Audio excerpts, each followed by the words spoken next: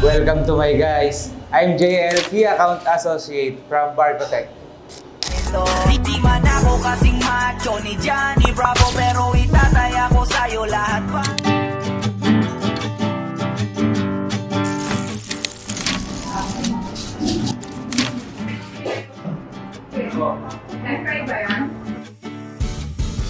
I do prefer field work kasi more on execution siya and doon mo mamimit si client and the same time doon mo malalaman kung ano yung pinaka-main requirement niya at doon mo malalaman kung ano yung pinaka-the best solution which is yung ino-offer ni Barcotech. And syempre, desktop also kasi doon nangyayari mga transaction with clients, sending proposals, sending emails. So yun. Pero ngayon, field work kasi pupunta tayo kay client, mag-courtesy tayo sa kanya. At the same time, magdi-deliver din tayo ng labels and mag-i-install ng printed. So, samahan niyo, guys. Bye-bye!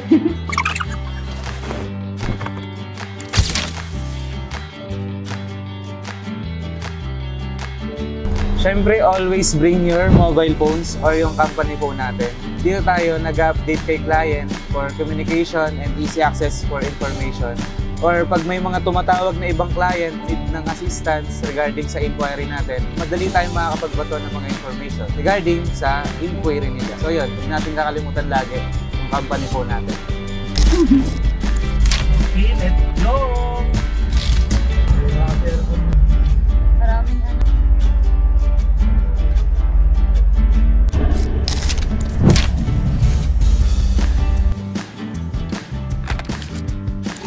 So ayun guys, kailangan muna natin mag-lunch. Pero nandito na tayo sa Pulilan. Inabutan kasi tayo ng break time eh. So mga 1 PM, balik tayo. Tara, lunch muna tayo.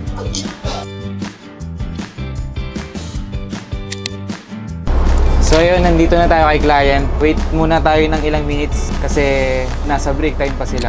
Sir, bali nandito na kami sa warehouse niyo, sir. Let's go! Visitor kami guys. doon yung office nila. Accounting. Ayan, papasok kakanan ka dyan. Marin kayo sa loob? Bawal daw, sabi mo. Oo nga, bawal man. Stay na lang sila dito muna. Mas malaki sa kanya. Ano po ba ito 20? Pareho dalawa. Radyo unit, magkano? Yun, times 2, mga nasa almost more or less na.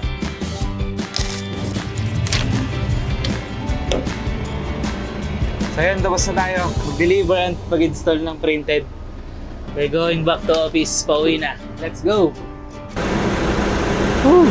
Mukhang uulanin pa tayo ah. Wala naman. Natutulog lang ako. Pero pagka pupunta ako sa gym, nag-workout. Di man ako kasing macho ni Johnny Bravo. Tapos minsan, naglalaro ako ng basketball with my friends. Tapos yun, every weekend, minsan pagka Sunday, usually natutulog lang ako, nagpapahinga para fresh pagkadating ng Monday.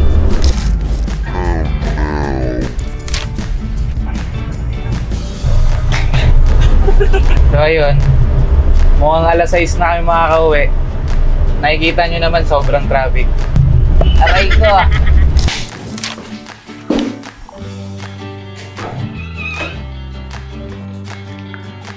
Yun, finally, after 100,000 miles and 124 hours of travel, finally, nakabalik na tayo sa office. Yun, na-achieve naman natin yung lahat ng agenda natin. Nakapag-deliver tayo ng labels, nakapag-install, and na-meet natin si client. And that's it for today. Sana nag-enjoy kayo sa video natin ngayon.